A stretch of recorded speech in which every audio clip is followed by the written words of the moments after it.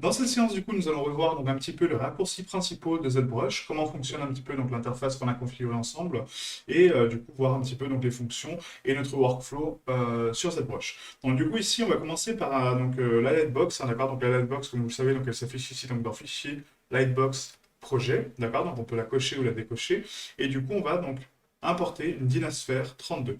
Donc l'avantage de commencer par une Dynasphère 32, c'est qu'elle a déjà donc, un niveau de résolution avec le Dynamesh A32, d'accord? Donc moi c'est par là que je commence à chaque fois. Donc on importe une sphère, et là on se retrouve donc sur un canevas de sculpture directement, d'accord? Donc pas besoin de cliquer sur le mode Edit en haut à gauche, pas besoin de transformer le mesh en polymesh 3D en haut à droite. On a directement un mesh sculptable, d'accord? Donc pour vous expliquer un petit peu donc, les fonctions principales que j'utilise sur ZBrush, du coup donc, vous avez donc la touche contrôle et le clic droit pour vous déplacer sur la vue donc en reculant, hein, d'accord? Donc ça c'est pour zoomer et dézoomer. Sachez qu'on ne peut pas rentrer dans un mesh sur ZBrush, hein, d'accord, c'est impossible. On peut zoomer à l'infini, mais on ne pourra pas jamais rentrer dans un mesh, contrairement à Blender. Ok. Ensuite, vous avez la touche Alt plus le clic droit qui vous permettra donc de déplacer la vue, d'accord. Donc ce n'est pas un déplacement d'objet, c'est uniquement le déplacement de la vue.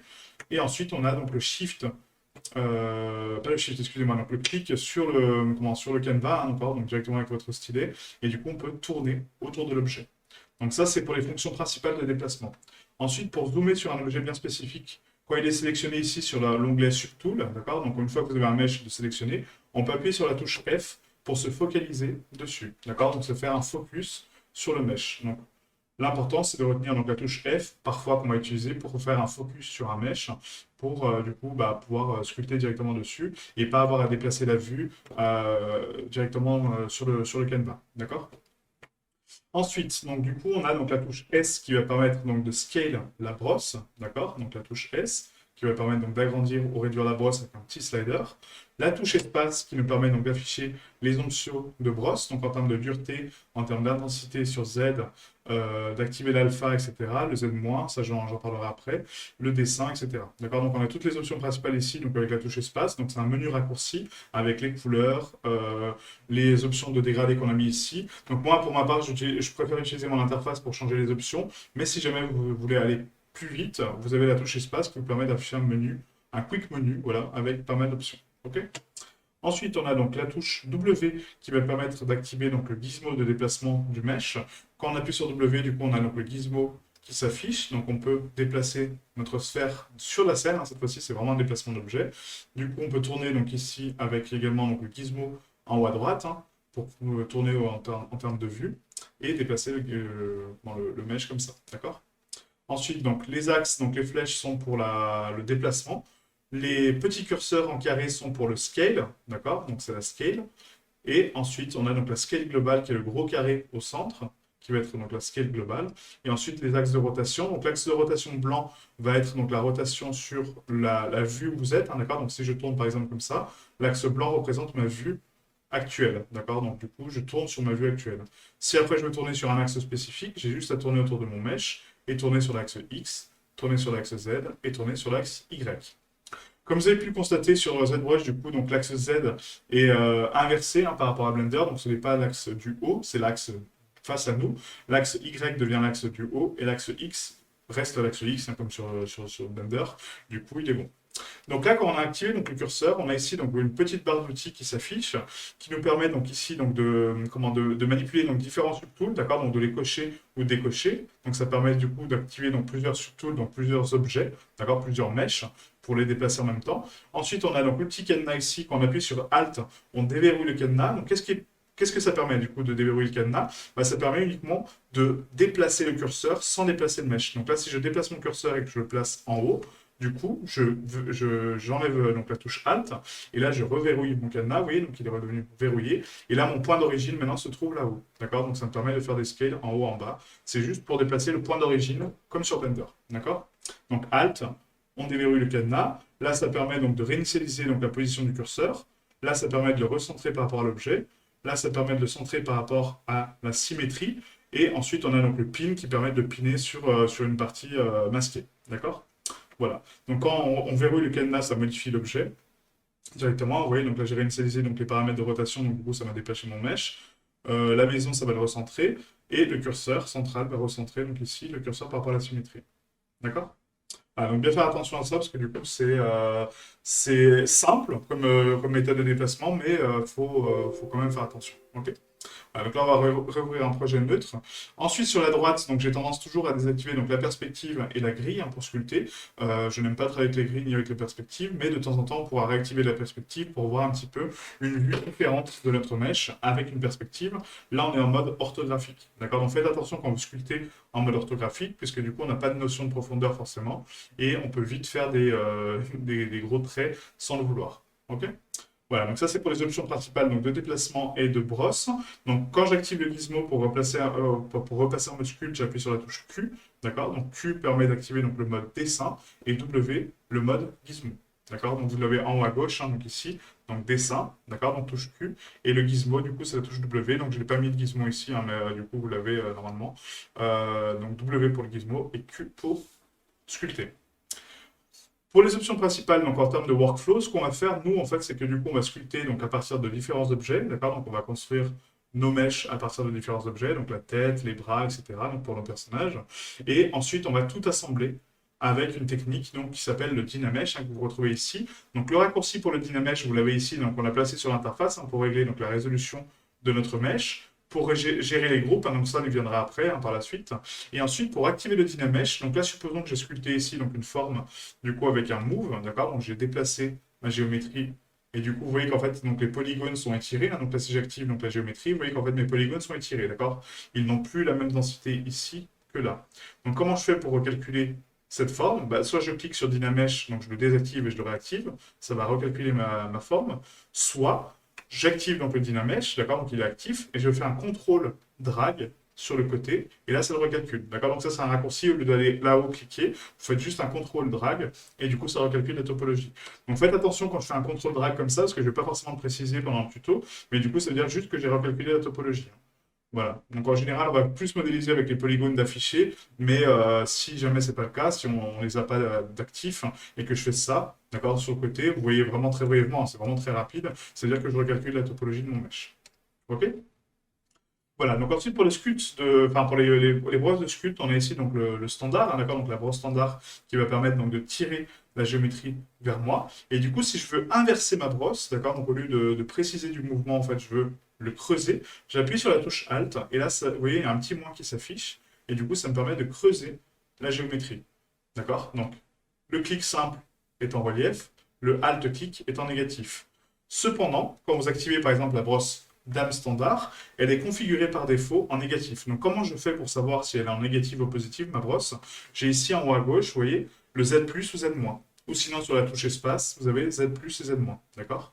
Donc si je passe en standard, on voit qu'elle est en Z+, par défaut. D'accord? Et si j'active mon Dame standard, on voit qu'elle est en Z-. Donc après, c'est un choix personnel. Moi, je la laisse par défaut. Hein, donc la Dame standard, parce que je sais que la Dame standard, on l'utilise plus pour creuser que pour faire des reliefs. Hein, d'accord? Quand j'appuie sur Alt. Mais si vous voulez avoir toutes vos brosses en Z+, et avoir la logique de dire, bah, quand j'appuie sur Alt, ça l'inverse, c'est à vous de voir. Vraiment. Là, c'est un choix personnel. Je vous laisse libre de ça. D'accord?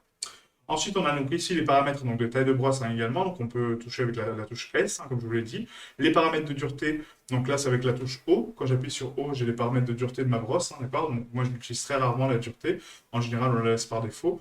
Mais la dureté en fait va régler la puissance de votre brosse, d'accord? Donc si je fais 100% de dureté, on va avoir quelque chose de vraiment très précis, d'accord? Donc très fin, très dur. Et si je mets donc 100% de dureté, je n'ai aucun mouvement, d'accord? Ça ne fonctionne quasiment pas. Donc faites attention parce que la dureté est inversée, hein. Donc en négatif, ça va du coup faire donc, beaucoup plus de précision. Et en positif, ça va faire beaucoup moins de précision. Vous voyez? Donc c'est la dureté, donc c'est la finesse en fait, du trait, quoi. Voilà. Là, on va le remettre en -15 par défaut, c'est très bien. Ensuite, donc pour subdiviser un mesh, donc on a la touche CTRL-D pour subdiviser donc, le mesh, hein, donc on peut le faire donc, de façon indéfinie. Donc on a ici, donc là sur la barre, on avait placé en bas à droite le nombre de polygones, vous voyez. Donc la subdivision, c'est comme sur Blender, hein, ça multiplie par 4. Donc là, je suis à 12 000. Si je fais un CTRL-D, on passe à 51 000, d'accord? Donc du coup, c'est vraiment par 4 à chaque fois, donc ce n'est pas par 2. Et du coup, ça permet d'augmenter la résolution d'un mesh défini. Par contre, si j'augmente la résolution à 51 000, par exemple, donc là, j'ai subdivisé 3 fois, et que je fais un contrôle drag, on voit que ça recalcule ma topologie comme c'était au départ. Donc je repasse à 3000. Donc bien faire attention que la subdivision, on l'utilise que dans certains cas, que je vous préciserai, hein, du coup, je vous préciserai du coup quand on l'utilise. Mais la subdivision en général, c'est vraiment à la fin. D'accord? Donc on va nous passer par le Dynamesh, hein, donc c'est une technique comme une autre. Il y a d'autres personnes qui passent par le Tezimate, d'autres qui passent par le ZReMesher. Moi, je préfère passer par le Dynamesh, après c'est un choix. Mais voilà, en tout cas, ça permet d'avoir une topologie un peu pareille partout, en fait, et du coup de donner le détail là où on veut, quoi. Ok? Voilà, donc ensuite pour les brosses, donc du coup, comme je vous l'ai expliqué, hein, donc on a différents types de brosses. Donc le move permet de bouger donc, la topologie, d'accord? Donc on va bouger un petit peu les structures. Ensuite, on a donc le inflate qui va gonfler la topologie, d'accord? Qui va donner donc un peu des formes de structure. On a le high polish qui va lisser un peu donc la face, d'accord? Donc la surface. Donc le high polish est vraiment très puissant pour donner donc du hard surface et du coup lisser les faces, hein, vous voyez? Il les met tout à plat et à niveau. Et le niveau est défini par quoi? Il est défini uniquement par le plan où vous êtes. D'accord? Donc si la courbe est inclinée dans ce sens-là, quand je fais un polish, il va aller dans ce sens-là. Si par contre je fais dans ce sens-là et que là je rencontre une courbe, vous voyez, en fait, il va la lisser à l'arrière. Donc là, si je subdivise 3 fois et que je fais un polish, donc ici, vous voyez, en fait, donc il va préciser le contour en fonction de la courbe où je suis. Voilà, donc ça c'est vraiment très puissant comme outil, hein, le polish, on va l'utiliser beaucoup pour le styliser, parce que ça permet de préciser vraiment des formes brutes et du coup de faire des belles jonctions. Ok? Voilà, donc ensuite on a donc le clay build qui va me permettre donc de rajouter un petit peu de structure, de matière au niveau de mon mesh, donc de façon un petit peu organique, hein, d'accord? Donc ça permet de créer donc un peu des traits. Donc ça on s'en sert beaucoup pour les muscles, hein, pour donner de la précision. Le dame standard, j'avoue que, enfin la brosse standard, je l'utilise très rarement. Je sculpte beaucoup avec le clay build parce que ça me permet de donner des formes organiques et après de les lisser avec la touche shift, d'accord? Pour le lisser, donc pour lisser la structure, c'est shift pour lisser la géométrie. Ok? Ensuite, donc le lame standard, comme je l'ai indiqué, donc pour faire donc, du coup des creases et définir des formes, des traits bien spécifiques. Donc on peut jouer avec la dureté pour augmenter donc, la précision du trait, d'accord? Pour ne pas avoir donc, de décalage et du coup préciser un petit peu les formes et créer donc des traits un petit peu voilà, donc, vraiment doux et arrondis et du coup créer des structures vraiment propres. Ok? Ensuite, on a donc le move topology. Donc le move topology, contrairement au move qui est à côté, va permettre donc de cibler une zone en fait et de la tirer dans ce sens-là. D'accord? Donc là, si on fait donc par exemple des oreilles, hein, donc là j'ai fait un chien à l'arrache. Du coup, on fait donc des oreilles. Vous voyez, donc en fait le move topology va être beaucoup plus précis que le move, hein, parce que le move en fait il va prendre donc un cercle d'influence et il va tout tirer autour. Vous voyez, donc là mes arcades, là je tire là et pourtant il tire mes arcades avec. Alors que si je prends un move topology, il va uniquement bouger la zone, donc certes avec un cercle d'influence, mais sera beaucoup moins fort que mon move de base. D'accord? Donc là, c'est le move, topologie, et là, c'est le move. Vous voyez? Voilà, donc faire attention à la sélection de la brosse, hein, qui est importante. Le move topologie permet donc de sélectionner vraiment des surfaces vraiment propres. D'accord? Voilà. Donc ensuite, on a ici donc, le pinch. Donc le pinch, qu'est-ce qu'il va faire? Il va préciser la géométrie en termes de forme. Donc là, par exemple, si je vais ici et que je veux donc, par exemple, donc, compresser un petit peu la géométrie à ce niveau-là, donc au niveau de la bouche, je vais prendre le pinch et du coup, je vais tracer un trait. Et vous voyez, ça me permet d'affiner mon trait et du coup de le préciser. Donc quand vous prenez deux formes en même temps, ça va permettre donc de l'affiner. Si vous prenez une surface seule, par exemple là, donc la surface du museau, j'affine que elle, d'accord? Donc je vais tracer un trait. Vous voyez, ça va m'affiner vraiment la structure de mon museau. Donc là, on va faire ici donc, sur le contour. Hop.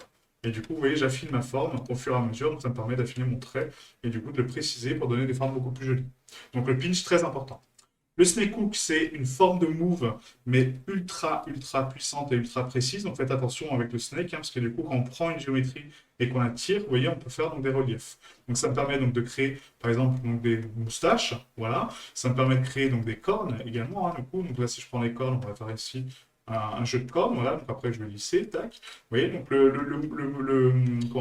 snake hook est vraiment très puissant, mais il faut faire attention comment on l'utilise parce que du coup, il donne vite des formes de déformation très brutes. Et du coup, si on ne recalcule pas la topologie, ben, on a quelque chose d'assez étrange, quoi. Ok? Ensuite, donc là j'ai mis le trim rectangle ici, je ne sais pas pourquoi en fait, parce que le trim, en fait, la fonction trim, elle permet de couper dans la géométrie. Donc là, supposons que j'ai envie de couper donc, une partie de mon mesh, donc par exemple les cornes que je viens de créer. Comment je fais? Bah, du coup, il y a plusieurs solutions. Soit on passe par le masking, donc pour activer le masque, on appuie sur la touche contrôle et on masque la zone, d'accord, qu'on veut enlever, d'accord. Donc après, on peut la masquer et l'enlever de la scène. Mais on a aussi donc le trim qui est beaucoup plus simple à mon avis. Et le trim, en fait, pour l'activer, c'est CTRL Alt Shift, d'accord. Donc CTRL Alt Shift en même temps, donc les trois touches. Et en haut à gauche, vous avez une petite case qui permet d'activer donc les outils de masking avancé. D'accord? Donc, c'est pas la même chose qu'un masque, c'est les outils de masking avancé. Donc, on a le knife, d'accord? Donc, le couteau. On a le knife lasso, le select rectangle, le slice et le slice. Donc là, si je prends un knife curve, par exemple, et que j'appuie sur CTRL Alt clic, je trace une courbe, vous voyez, donc en fait un trait, et du coup ça va couper tout ce qui est au-dessus. Vous voyez en fait donc la barre, tout ce qui est en dessous, qui est blanc, va rester, et tout ce qui est au-dessus de la courbe, donc en noir, va disparaître. Donc là si je lâche, ça va couper mon mesh. Donc là vous allez dire oui mais ça n'a pas coupé. Et si, ça l'a coupé au niveau des polygroupes. D'accord? Donc là si je regarde, bah là, non. Ah oui, parce que je suis en niveau subdivision, excusez-moi. Donc, il faut effacer les niveaux subdiv, il faut les valider. Voilà, là, si je coupe, donc ça coupe la géométrie. D'accord? Donc là, c'est un slice. Si je fais par contre un trim, donc là, je prends donc, mon trim curve, par exemple. Donc, voilà, je vais couper donc, ma géométrie donc, comme là. Hop, donc au-dessus. Là, je coupe la géométrie. Vous voyez, donc là, ça coupe tout ce qu'il y a en dessous. D'accord? Voilà, donc si je trace donc, de droite à gauche, ça va couper donc, tout ce qu'il y a en dessous. Si je trace de gauche à droite, ça va couper tout ce qu'il y a au-dessus. Donc ça, le trim, je m'en sers très rarement, mais ça peut arriver de m'en servir. D'accord? Donc CTRL, ALT, clic. Sur la gauche, ça coupe ce qu'il y a au-dessus. Sur la droite, ça coupe ce qu'il y a en dessous. Voilà, tout simplement. OK?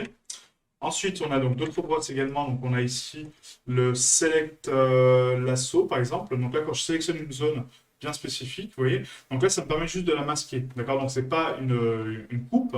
On peut après la supprimer, hein, vu qu'elle est masquée, mais ce n'est pas une coupe, c'est uniquement une sélection bien brute. Vous voyez, en fait, on casse la topologie. Et du coup, ça me permet de sélectionner certaines zones pour les enlever. Je me dis, bah tiens, là, ce contour-là, j'aime pas du tout. Donc, je le coupe. Hop, excusez-moi, voilà. Et du coup, là, je peux supprimer cette zone-là. D'accord? Donc ça, c'est le select. Et ensuite, on a donc le crease, non pas le crease curve, ça va être le clip. Le clip, en fait, donc le clip permet d'afficher ou enlever de la géométrie aussi, hein, comme le select. On a ici, donc vous voyez, là, si je sélectionne cette partie-là, vous voyez, en fait, ça va l'aplatir, en fait. Donc du coup, ça va couper dans la géométrie. Donc là, c'est pas très parlant sur cette forme-là. Mais supposons que là, j'ai envie de faire une encoche carrée. Je fais ça et ça me fait mon encoche. Ok? Donc ça, c'est vraiment un type de booléen, on peut appeler ça, hein, si vous voulez, pour couper dans la géométrie. Vous voyez, donc là, j'ai envie de faire un carré sur le front, bah, je fais un carré sur le front. Donc ça, c'est vraiment très puissant. Donc le clip, on a ici donc le clip curve, le clip circle, le clip rectangle. J'aimerais bien qu'il y ait un clip lasso, mais malheureusement, il n'y a pas. Mais voilà, en tout cas, on peut définir des formes vraiment, vraiment sympas. Ensuite, on a donc le knife curve. Donc le knife, en fait, donc, fonctionne d'une façon assez étrange. C'est qu'en fait, donc, ça va slicer donc, la géométrie comme je vous l'ai montré.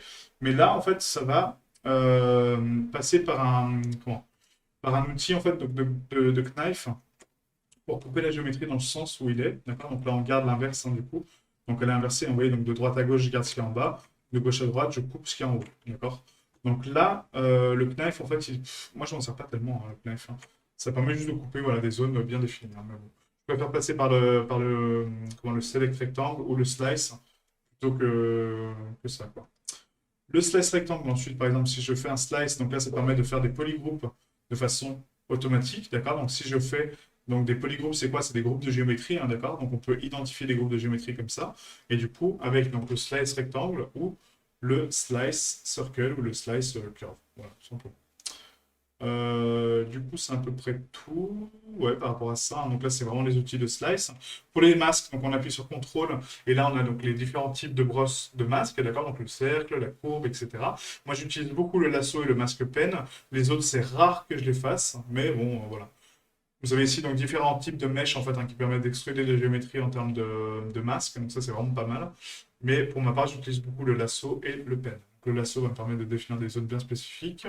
Voilà, avec le lasso. Et le pen va me permettre de peindre directement sur mon mesh de façon plus précise. Donc là, si je désactive le polyframe, vous voyez, je définis un masque bien spécifique autour. Donc l'avantage des masques, c'est que du coup, on peut donc masquer une zone et ensuite sculpter uniquement sur des zones bien définies pour les préciser. D'accord? Donc si on ne veut pas toucher par exemple aux arcades, je me dis, bah, tiens, mes yeux sont bons, j'ai juste envie de préciser ici le détail, bah, je peux les masquer et après sculpter autour. D'accord? Comme ça me permet de ne pas avoir d'influence sur cette zone-là. Ok? Ensuite, donc du coup, on a donc la peinture. La peinture, je ne sais pas si je vais vous en parler, mais bon, au cas où. Donc là, on a donc les matériaux ici en bas qu'on a placés, hein, d'accord? Donc on a donc les différents matcaps. Donc ce ne sont pas des matériaux qui sont exportables sur Blender, d'accord? C'est uniquement des matcaps. comme sur Blender, un des matcaps qui nous permet de voir un petit peu notre géométrie avec différents types de shaders, d'accord? Et du coup, on a ici donc l'outil de peinture qu'on a rajouté. Donc pour activer l'outil de peinture, on a ici donc le Paint. Et du coup, quand je suis en Paint, on voit qu'en haut à gauche, vous voyez, en fait, mon curseur a changé en RVB, d'accord? Donc le RVB indique qu'on va changer donc la couleur de notre mèche. Donc là, si je passe en rouge, vous voyez qu'en fait, mon mèche passe en rouge, d'accord? Si je passe en jaune, il passe en jaune, d'accord? Si après, je veux appliquer un matériel uniquement, d'accord? Donc je ne veux pas changer la couleur de mon mèche, par exemple, je me dis, bah, tiens, cette couleur, ça me va bien. Je veux juste changer le matériel. Je veux passer, par exemple, en teuil plastique. Je clique sur teuil plastique. Mais si je repasse sur un matcap simple, il va changer. Donc pour assigner un matériel, je sélectionne mon matériel ici, j'appuie sur la touche M pour afficher, donc sélectionner mon matériel, d'accord, donc avec M, et là je fais remplir objet. Et remplir objet, ça va me le remplir donc, de la couleur blanche, parce que du coup j'ai mis que le matériel, et il est en teuil plastique. Si je le veux en polyskin, vous voyez, maintenant je sélectionne mon matériel, il ne change plus, parce qu'il est assigné, je remplis mon objet avec le polyskin. Et quand vous remplissez du coup donc, votre objet avec un matériel ou une couleur, hein, du coup, donc là si je veux remplir une couleur uniquement sur ce polyskin, je mets en rouge, remplir objet, il devient rouge avec le polyskin. D'accord? Et si je veux faire les deux à la fois, j'active le MRVB, donc le matériel plus la couleur. Et là, je peux peindre, par exemple, je sélectionne le teuil plastique, je me dis, bah, tiens, j'ai envie de donner un peu de brillance sur les arcades, donc je passe sur une couleur noire, j'active le teuil plastique, et là, je vais peindre avec la brillance, vous voyez, avec le matcap de teuil plastique. Donc là, ça me permet de mélanger deux shaders à la fois. Donc faites attention parce que les deux shaders en fait, ne se couplent pas forcément bien, hein, vous voyez, ici.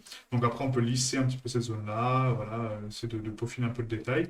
Mais le mélange de shaders comme ça, je ne vous le conseille pas tellement. D'accord? Voilà, donc là, vous avez eu la peinture. Et à peu près, c'est bah, après, c'est à peu près tout, hein, parce qu'après, on va beaucoup travailler le workflow en sculptant, hein, donc en faisant des choses. Mais là, c'est vraiment pour vous donner les bases de ZBrush en termes de déplacement, en termes de structure. Pour les outils, juste une dernière précision par rapport au miroir. Donc là, supposons que j'ai sculpté en fait une partie là, mais j'ai désactivé la symétrie sans faire exprès. D'accord? Donc là, vous avez la symétrie, hein, donc activer la symétrie sur X, sur Y ou sur Z ou sur les matériaux. Et du coup, on va ici donc faire un clip build. Et du coup, je vais sculpter cette partie-là. Je me dis, bah, tiens, je vais creuser un peu mon œil, tac, etc. Et là, je me dis, ah mince, je me rends compte que du coup, j'ai pas la symétrie d'active. Comment je fais? Du coup, donc là, je lisse, hein, je fais mon truc. Et là, je me dis, bon, bah, pour récupérer la symétrie, j'ai ici le miroir essoudé, vous voyez, qu'on a placé. Donc, le miroir essoudé, vous avez ici donc l'axe sur lequel il va être fait, d'accord? Donc, c'est comme un miroir sur Blender et une troncature. Donc, on a ici X, Y et Z. Donc, sur X, ça va faire donc, de gauche à droite. Y, ça va faire de haut en bas. Et Z, ça va faire de face à moi vers l'arrière, d'accord? Donc là, si je fais un miroir essoudé, ça va me faire la même chose sur la gauche, vous voyez? Voilà. Et là, j'ai récupéré ma symétrie.